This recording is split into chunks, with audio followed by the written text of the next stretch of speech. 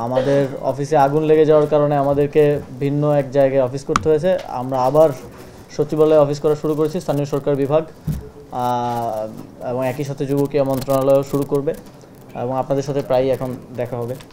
বাংলাদেশের ইতিহাসে একজন সর্বঘোষিত মেয়র নিজেকে ঘোষণা দিলেন, মত বিনিময় করলেন, নগর ভবনে বসে গেলেন, দায়িত্ব বন্টন করে দিলেন, নগর ভবন তার দখলে বলা চলে, নাগরিক সেবা বন্ধ।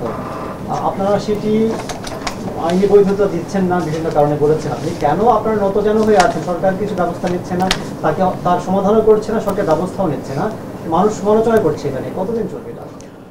এই বিষয়টা নিয়ে সরকার কনসার্ন আছে এবং এই বিষয়ে আসলে প্রথম থেকেই এককভাবে সিদ্ধান্ত নেওয়ার কোনো বিষয় না। আপনারা জানেন যে মানে এই সরকারে আমরা গুড কোঅর্ডিনেশনের মাধ্যমে কাজ করে থাকি।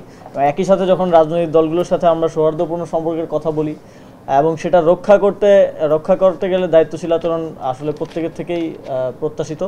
আমরা আমাদের পার্টটা বা দায়িত্বটা পালন করার চেষ্টা করছি, দায়িত্বশীল আচরণ করার চেষ্টা করছি। তবে এ বিষয়ে যেভাবে নাগরিক সেবা আসলে ডেডলকের দিকে যাচ্ছে, এ বিষয়ে আর আসলে চুপ থাকার মতো পরিস্থিতি নেই এবং সরকারের উচ্চ পর্যায়ে এটা নিয়ে কনসার্ন আছে।